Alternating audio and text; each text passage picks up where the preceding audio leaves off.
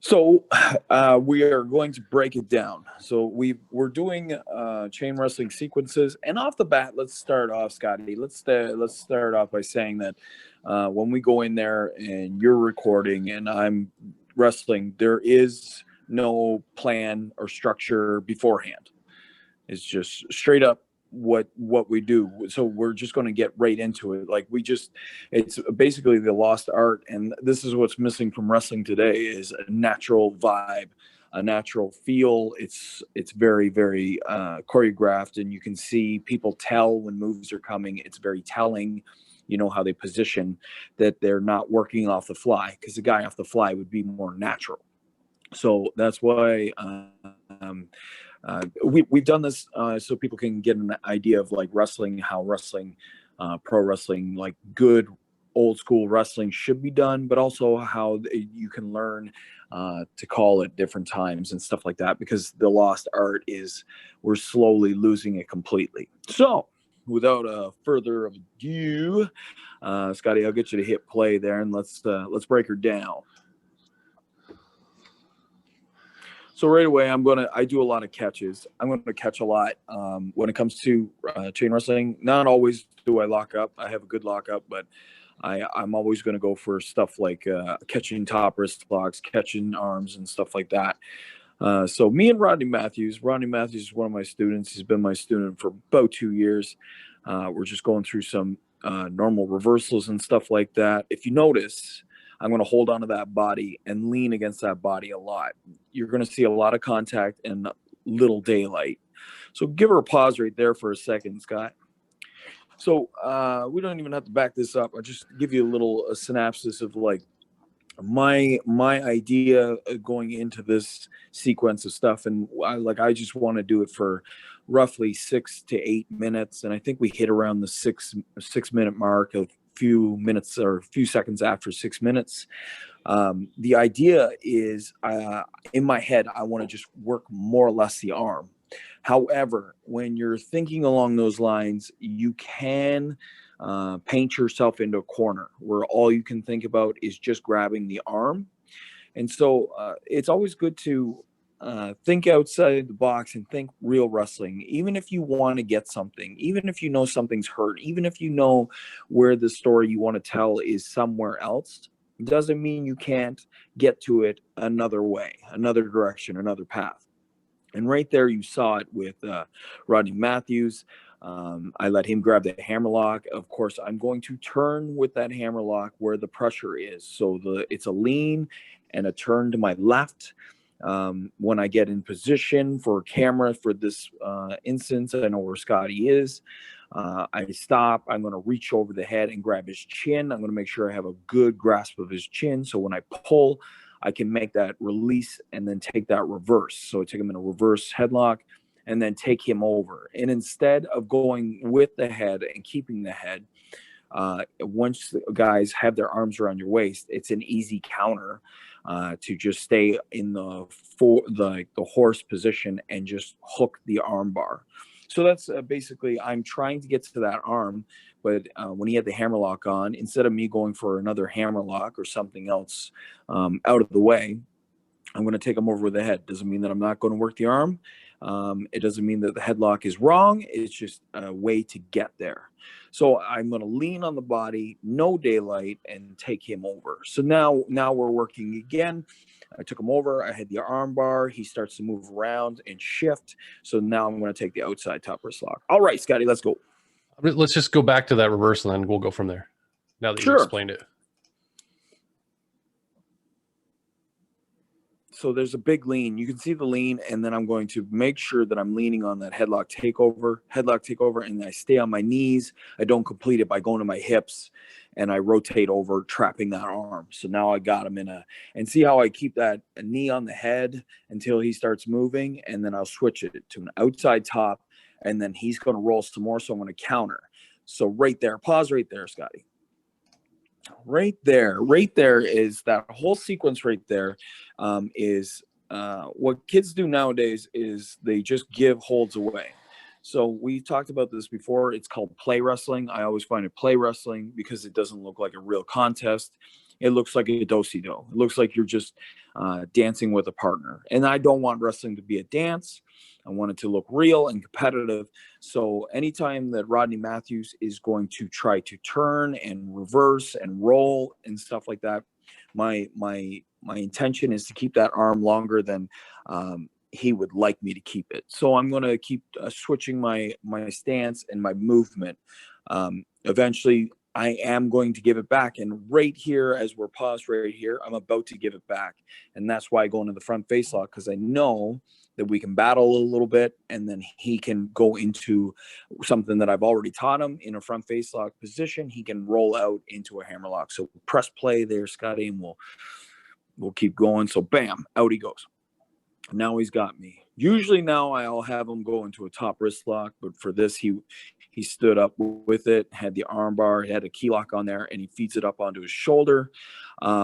There's going to be a break here in a second, and I explained to him in the break that you should never. Okay, so he switches to an inside top wrist lock.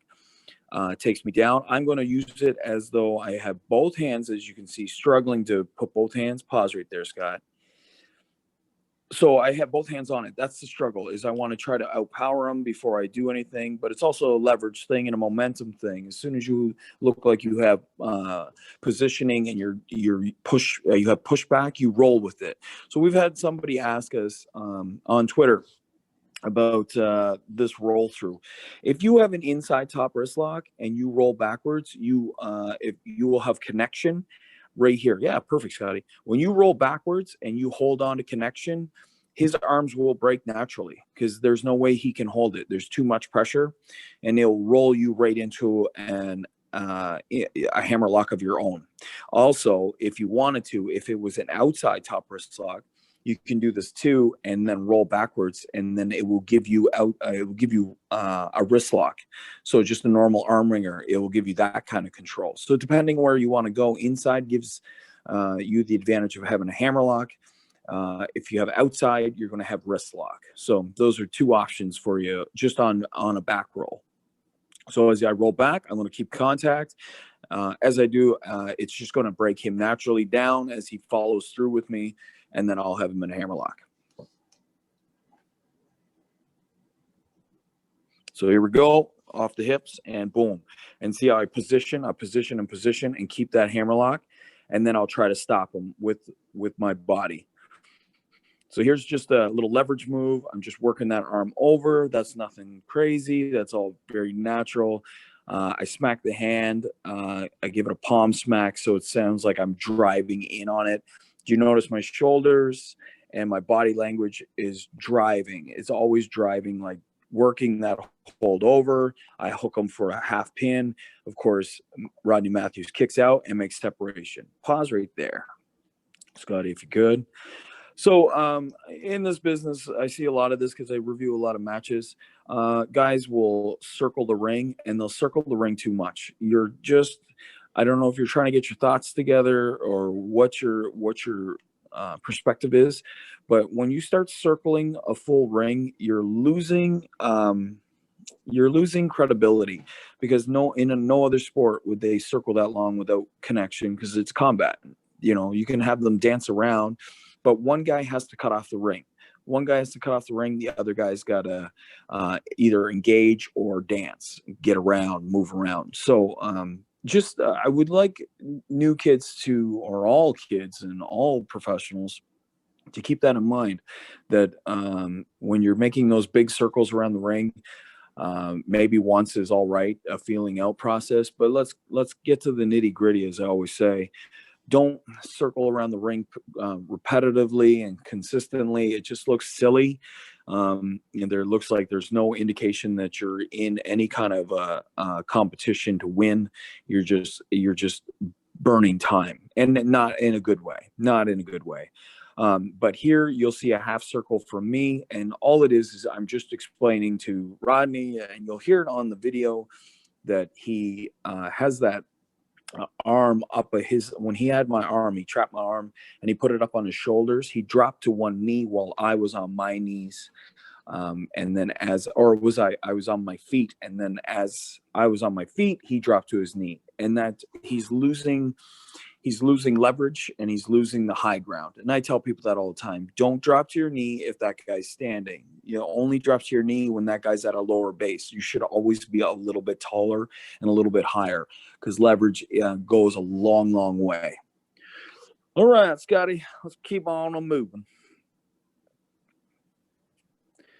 So just chatting with him now. Rodney Matthews giving a little lesson of how, right here. Just saying, if you have it, you have full extension, drive down, put me on my knee before you go down to yours. Always keep the high ground. So here we go again. We're big lock up, and then I shoot a headlock. I'm just snap that normal headlock. As you can tell, it's really tight. And now I'm going to work it over. Watch as Rodney Matthews always puts up his foot. He's going to put up his foot again. Every time he does, I drive down a little bit more. And Rodney Matthews knows to sell accordingly and come down with it.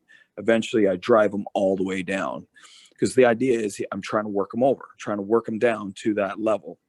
So as he comes up, he's going to come all the way to his feet as I'm working, and he's going to shoot his arms through and grab his own headlock. So now he has his own headlock, takes me over, headlock takeover. This well done. Rodney Matthews has come a long way in a short amount of time, especially with helping me these tutorials, because he has to be on point with everybody watching him. So it's one of my favorite moves of all time. You go for a pin, but that's not what I'm looking for. I'm looking to change my arms to the other side so I can take that crossface. We've done that in our tutorials. If you go back and check it out, it's just a reverse out of a headlock.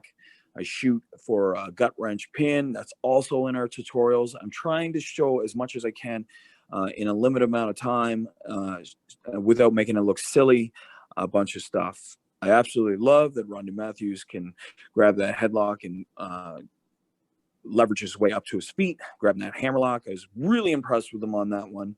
Usually these guys just let me have too much. So it was good that he actually had a little bit of battle in. There's a reversal right there. There's another hammerlock reversal. He reaches over, grabs my head, another headlock takeover. Excellently done. Well done. It's just good flow. It's nice and easy. I let him maintain control as I'm trying to sell and get out of these holds. If you notice in the 6 minutes, we hold holds a lot longer because we respect everyone, every wrestling move out there. We respect the holds. There's another thing there too, Scotty, is as I'm levels in my body, and you'll hear levels all the time.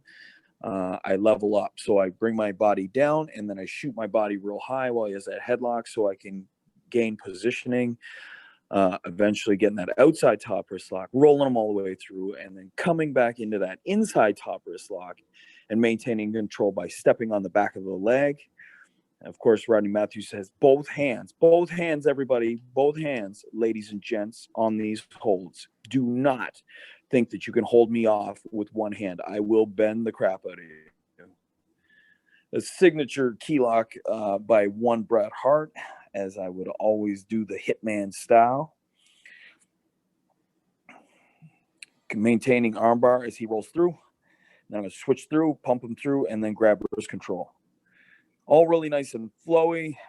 Little knee drop to make sure it looks aggressive. And then we reposition here. He sells his arm for a second. And then we come back to it. Here we go. Right away, I'm not going to lock up with him. Don't need to. His arm's weak.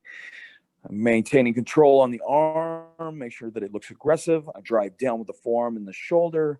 And then rip him down in that wrist lock again.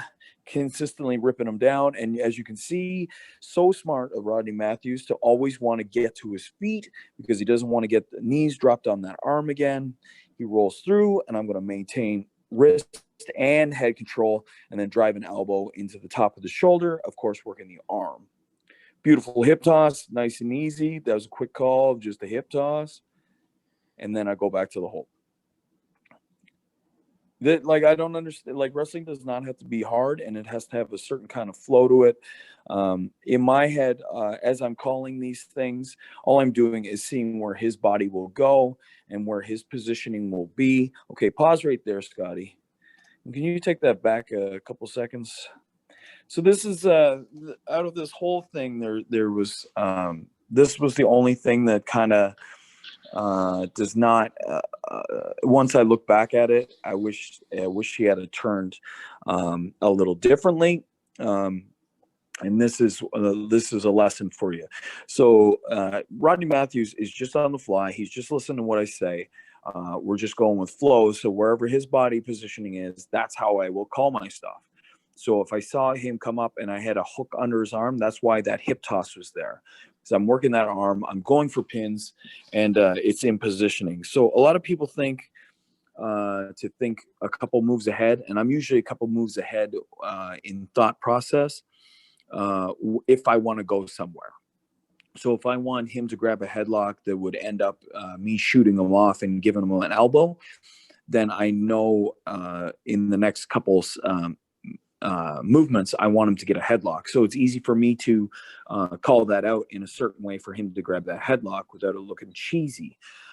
However, in type scenarios, in these scenarios where we're just basically wrestling with no strict plan, all I'm doing is going with movement and body flow. So it's wrestling 101 right here. And even if I was calling something and he said no or he blocked it, I would just go on to the next thing.